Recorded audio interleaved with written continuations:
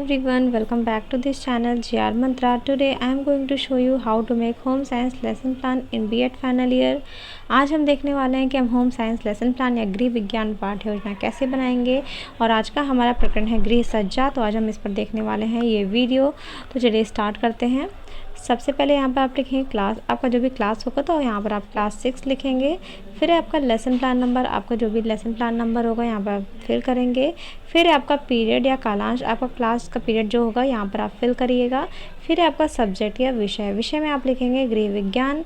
Then आपका school या विद्यालय, आपकी टीचिंग जिस स्कूल में लगी होगी आप उस शिक्षण संस्थान का नाम लिखिएगा।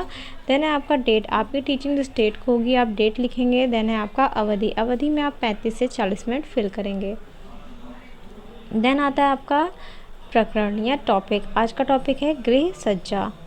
देन आपका सामान्य उद्देश्य में आप लिख दीजिएगा पूर्वत, क्योंकि जब आप B.Ed फाइनल ईयर में होते हैं तो आपको 20 लेसन प्लान बनाने होते हैं और सब में आपको सामान्य उद्देश्य सेम वही लिखना होता है, इसीलिए यहाँ पर आप पूर्वत लिख देते हैं ताकि बार बार ना लिखना पड़े। तो यहाँ पर आप लिख दीजिएगा पूर्वत। नेक्स्ट है आपका विशिष्ट उद्देश्य क्या होता है। गृह सज्जा टॉपिक पढ़ाने से आप बच्चों में क्या क्या चीज़ों की जानकारी प्रदान करते हैं, उन्हें किन किन चीज़ों की उपयोगिता के बारे में बताते हैं, ये सारी चीज़ें होती हैं आपकी विशिष्ट उद्देश्य में। तो देखिए इसमें कुछ पॉइंट्स दिए हुए हैं आपके। छात्र गृह सज्जा के बारे में जान सकेंगे, छात्र गृह सज्जा के महत्व को समझ सकेंगे, छात्र गृह सज्जा का अपने जीवन में उपयोग जान सकेंगे, छात्र गृह सज्जा में उपयोगी वस्तुओं के विषय में जान सकेंगे। तो ये हो गया आपके विशिष्ट उद्देश्य के अंतर्गत पॉइंट्स। नेक्स्ट है आपका शिक्षण सहायक सामग्री, मीन्स आपकी टीचिंग के टाइम जो चीज़ें आपको हेल्प करती हैं, जैसे चौक, डस्टर, संकेतक, लटपेट, श्यामपट्ट, साज सज्जा की शिक्षण सहायक सामग्रियाँ आदि। तो ये हो गया आपका। देन है आपका पूर्व ज्ञान क्या होता है। आप जब भी बच्चों को कोई टॉपिक पढ़ाते हैं तो हमेशा उनको पूर्व ज्ञान से कनेक्ट करते हैं ताकि उनको आसानी हो समझने में जो आप वर्तमान में टॉपिक पढ़ा रहे हैं वो। तो यहाँ पर देखिए आप बच्चों से एक्सपेक्ट करते हैं कि बच्चे कुछ ना कुछ इसके बारे में जानते होंगे। छात्र व छात्राएँ गृह सज्जा के बारे में सामान्य जानकारी रखते हैं, तो ये आपका हो गया यहाँ पर पूर्व ज्ञान। नेक्स्ट है आपका प्रस्तावना क्या होता है। इंट्रोडक्शन, आप बच्चों से कुछ इजी क्वेश्चन पूछते हैं ताकि बच्चे उसका आंसर कर पाएँ और आगे आपका समस्यात्मक आ जाए और जो आप टॉपिक पढ़ाने वाले हैं वो आप बच्चों के द्वारा ही आंसर के रूप में प्राप्त करेंगे। तो यहाँ पर देखिए आपका पॉइंट है कुछ त्योहारों के नाम बताइए, तो बच्चे कहेंगे दिवाली, होली, ईद आदि। इसके बाद आपका होगा क्वेश्चन दीपावली आने से पूर्व घर की क्या की जाती है, तो बच्चे बोलेंगे सफाई की जाती है। तो सफाई से घर कैसा दिखता है, तो बच्चे कहेंगे सुंदर दिखता है। तो आप क्वेश्चन करेंगे घर को सजाने के बारे में आप क्या जानते हैं, तो यहाँ पर समस्यात्मक आ जाएगा, बच्चे आंसर नहीं कर पाएंगे। तो यहाँ आप देख रहे हैं लास्ट में आपका शिक्षण विधि में होगा आपका प्रश्नोत्तर विधि, क्योंकि आप प्रश्न पूछ रहे हैं बच्चे उसका आंसर कर रहे हैं इस वजह से। नेक्स्ट है आपका उद्देश्य कथन, तो जब आप बच्चों का समस्यात्मक आ जाएगा, बच्चे आंसर नहीं कर पाएंगे तो आप उद्देश्य कथन देंगे। स्टेटमेंट ऑफ द एम्स बोलेंगे, बच्चों आज हम गृह सज्जा के बारे में विस्तार से अध्ययन का कार्य करेंगे। नेक्स्ट है आपका प्रस्तुतिकरण या प्रेजेंटेशन, ये क्या होता है। आपके यहाँ से आपका स्टार्ट होता है कि आप किस तरीके से बच्चों के सामने इस टॉपिक को प्रेजेंट करते हैं, किस तरीके से अपने इस टॉपिक को पार्ट्स में डिवाइड करके बच्चों को नॉलेज देते हैं। तो यहीं से ये चीज़ स्टार्ट होता है। तो देखिए इसमें कुछ कॉलम्स दिए हुए हैं।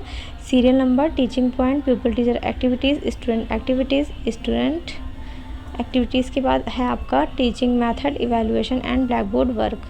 तो यहाँ पर देखिए आप क्वेश्चन पूछेंगे। सबसे पहले आप बताएंगे गृह सज्जा, ठीक है। गृह सज्जा के बारे में यहाँ पर आप टीचिंग पॉइंट में लिख लेंगे शिक्षण बिंदु में गृह सज्जा।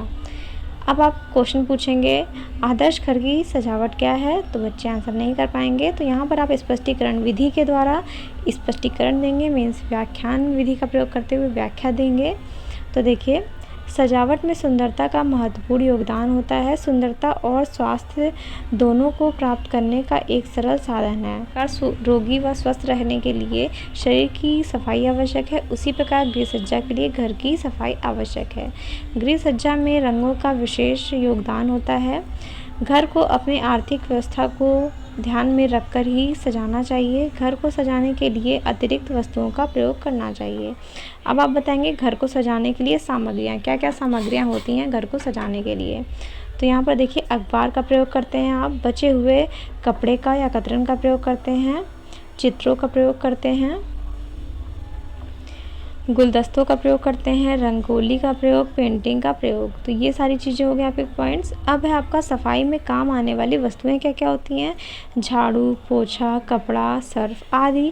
अब आप देख रहे हैं यहाँ पर लास्ट में आपका श्यामपट्ट कार्य मीन्स यहाँ पर आप अपने एक्सप्लेनेशन का जो भी इम्पोर्टेंट पॉइंट्स होगा वो सारा आप ब्लैक बोर्ड पर लिखेंगे। जैसे गृह सज्जा से घर बहुत सुंदर लगता है, घर सजाने से मन प्रसन्न रहता है। तो ये हो गया आपका श्यामपट्ट कार्य। अब देखिए आगे आपका बोध प्रश्न मीन्स आप जो भी टॉपिक पढ़ाएंगे उसमें से आप कुछ क्वेश्चन पूछेंगे ताकि आप इवैल्यूएट कर सके बच्चों को समझ में आया कि नहीं। तो देखिए सजावट में किसका महत्वपूर्ण योगदान है, बच्चे कहेंगे स्वच्छता का। गुलदस्ता घर में किस प्रकार उपयोगी है, तो बच्चे कहेंगे सजावट में। अब आप क्वेश्चन करेंगे कि सफाई में काम आने वाली सामग्री कौन कौन सी है, तो बच्चे कहेंगे झाड़ू, पोछा, सर्फ, इस तरीके से। अब आपका विकासात्मक प्रश्न होता है और आप दूसरा शिक्षण बिंदु यहाँ पर पढ़ाते हैं। तो दूसरा शिक्षण बिंदु क्या होगा आपका, गृह सज्जा की शैलियाँ। ठीक, अब आप विकासात्मक प्रश्न पूछेंगे गृह सज्जा शैली के बारे में आप क्या जानते हैं। तो यहाँ पर बच्चे मौन हो जाएंगे। तो अब आप स्पष्टीकरण विधि का प्रयोग करेंगे। गृह सज्जा की शैली घर सजाने के तरीकों पर आधारित है। घर को निम्नवत ढंग से सजाया जाता है। तो देखिए आपका पहला पॉइंट है देशी शैली। वे मकान जो देसी शैली में बने होते हैं जिन्हें प्राचीन आधार पर सजाया जाता है, देशी शैली में आते हैं। अब है आपका यूरोपियन शैली। नवीन ढंग से बने मकान जो पाश्चात्य देशों के आधार पर बने हैं उनकी सजावट के तरीके यूरोपियन शैली में आते हैं। अब है आपका बोध प्रश्न। अब आप क्वेश्चन करेंगे गृह सज्जा की शैली कौन सी है, पाश्चात्य देशों में किस शैली से घर सजाया जाता है। तो ये आपका क्वेश्चन हो गया और आप यहाँ पर प्रश्नोत्तर विधि का प्रयोग कर रहे हैं क्योंकि आप प्रश्नोत्तर कर रहे हैं बच्चों से। अब आपका है आगे श्यामपट्ट कार्य। मैंने आपको बताया कि जो भी इम्पोर्टेंट पॉइंट्स होंगे वो आप ब्लैक बोर्ड पर लिखते चलेंगे। तो देखिए आप यहाँ पर इवैल्यूएशन करेंगे बच्चों का मीन्स क्या करेंगे, पुनरावृत्ति के प्रश्न पूछेंगे। तो देखिए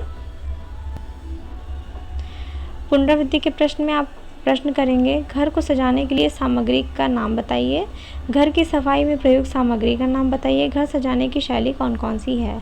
तो ये हो गया आपका पुनरावृत्ति का प्रश्न। अब है आपका गृह कार्य। गृह कार्य में क्या है, सभी छात्र गृह सज्जा के महत्व व आवश्यकता के बारे में पढ़कर आएंगे। यहाँ पर आप बच्चों को होमवर्क दे देंगे और आपको ध्यान देना है गाइस जब आप ब्लैक बोर्ड वर्क कर चुके होंगे तो आप बच्चों को बोलेंगे श्यामपट्ट कार्य अपनी अपनी नोटबुक में लिखने के लिए। और आप देख रहे हैं ऊपर लिखा है निरीक्षण कार्य मीन्स जब बच्चे नोट कर रहे होंगे अपनी कॉपी में तो आप क्लास में राउंड लगा के देखेंगे कि सारे बच्चे लिख रहे हैं कि नहीं, आप इंस्पेक्शन वर्क करेंगे।